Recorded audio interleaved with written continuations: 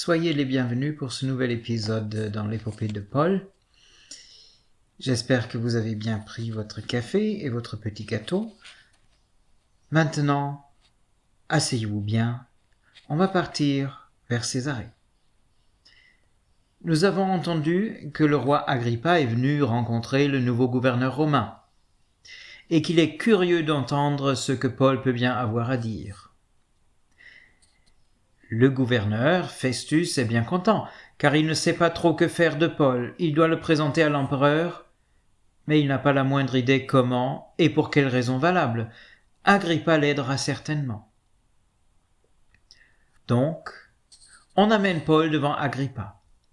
Et le roi lui dit, « Eh bien, qu'est-ce que tu as à dire en ta faveur ?» Paul étend les mains et dit, « Tout d'abord, ô roi, permets-moi de te dire combien je suis heureux de pouvoir parler librement devant toi aujourd'hui.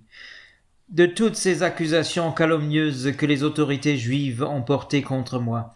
Car tu connais parfaitement leurs coutumes et leurs discussions, tu sauras donc très bien de quoi je vais parler.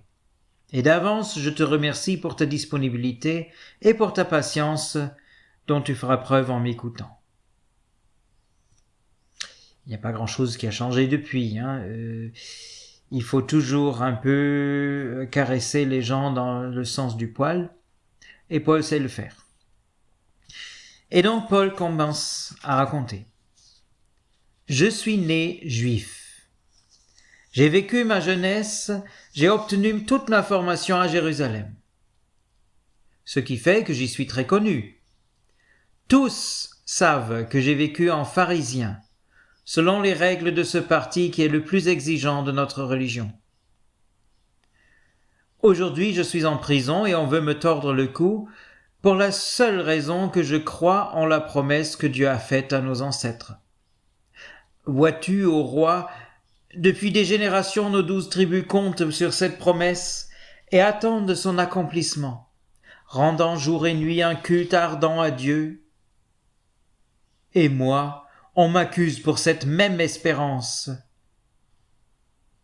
Des gens de mon propre peuple. Est-ce que c'est si incroyable que ça, que Dieu puisse ressusciter des morts? Je te le demande. Mais pour que tu vois plus clair dans cette affaire, ô roi, je vais te la raconter depuis le début. Quand ils ont commencé à parler d'un certain Jésus de Nazareth, il m'a semblé bon de combattre ce nom et les idées qui y sont liées. J'ai mis en prison un grand nombre de chrétiens parce que le grand prêtre m'en avait donné le pouvoir. Dans les procès, j'ai voté pour qu'ils soient condamnés à mort. Dans les synagogues, je les ai poussés au blasphème, je les ai fait punir et expulser. J'ai même élargi le rayon de mes persécutions jusqu'aux villes étrangères. C'est dans ce but que je me rendais à Damas, muni de tous les pouvoirs nécessaires signés par le grand prêtre, quand, tout à coup, j'ai vu autour de moi une lumière, plus éblouissante que le soleil, une lumière venue droit du ciel. Nous sommes tous tombés par terre, et j'ai entendu une voix qui m'a dit en langue hébraïque, « Saül, pourquoi me persécutes-tu ? Tu ne peux pas te rebeller contre les aiguillons. » Hébété que j'étais, j'ai répondu, « Mais qui es-tu, Seigneur ?» Et la voix m'a répondu, « Je suis Jésus, celui que tu persécutes. Mais lève-toi et tiens-toi debout devant moi. Je suis venu à ta rencontre pour faire de toi mon serviteur, et le témoin de ce que tu as vu et de ce que je te montrerai. Je t'ai choisi parmi les Juifs pour les non-Juifs, vers lesquels je t'envoie, afin que tu leur ouvres les yeux, qu'ils passent des ténèbres à la lumière et reçoivent le pardon des péchés et leur part au ciel. » Tu comprends certainement, ô roi Agrippa, que je n'ai pas résisté à cette vision. J'ai annoncé à Damas, puis à Jérusalem, dans toute la Judée et aux non-Juifs, qu'il faut se repentir, qu'il faut se tourner vers Dieu en adoptant un mode de vie qui souligne bien le changement d'attitude. Et c'est cela, et rien d'autre, qui est la cause pourquoi les chefs des Juifs m'ont arrêté dans le temple et ont essayé de me tuer. Mais grâce à l'aide de Dieu, j'ai continué, et je continue encore de rendre témoignage devant les petits et les grands. Et je ne dis rien d'autre que ceux que Moïse et les prophètes ont déjà annoncés, que le Messie souffrirait, qu'il serait le premier à ressusciter, et qu'il annoncerait la lumière de Dieu au peuple juif et aux non-juifs. C'est là que Festus s'exclame. « Mais Paul, tu es fou! Tu es tellement bouquiné que tu en as perdu la raison. » Paul le fixe des yeux.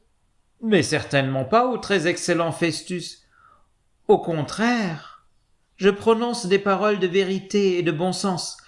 Le roi, ici présent, est très bien au courant de toutes ces choses, et c'est justement parce que je sais qu'il s'y connaît bien que je lui parle en toute franchise.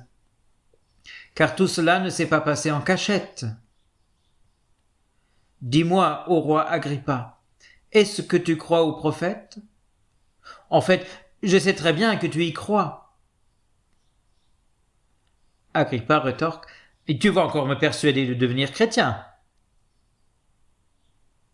Paul réplique. « Mieux vaut aujourd'hui que demain. Mais peu importe quand cela se réalisera, je prie Dieu que non seulement toi, mais tous ces hommes autour de nous et tous ceux qui nous écoutent, que vous deveniez comme moi. » Et puis, avec un regard sur ses mains, il ajoute « Enfin, à l'exception de ces chaînes que je ne vous souhaite pas. »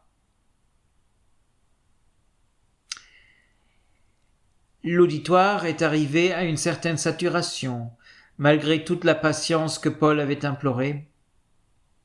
Donc le roi, le gouverneur, la reine et tous les autres se retirent, non sans discuter entre eux de ce qu'ils viennent d'entendre. Et ils sont tous d'accord, unanimement, cet homme n'a rien fait qui mérite la mort ou la prison. Agrippa dit même à Festus, mais c'est vraiment gênant qu'il a appelé à l'empereur. Sinon, tu aurais pu le libérer, mais là, il te force la main, il faut que tu l'envoies à Rome. Mais je suis désolé, je ne peux pas t'aider pour expliquer à l'empereur pourquoi tu lui envoies ce prisonnier. Et la suite, dans une semaine. Prenez soin de vous, faites attention, et au plaisir de nous revoir bientôt.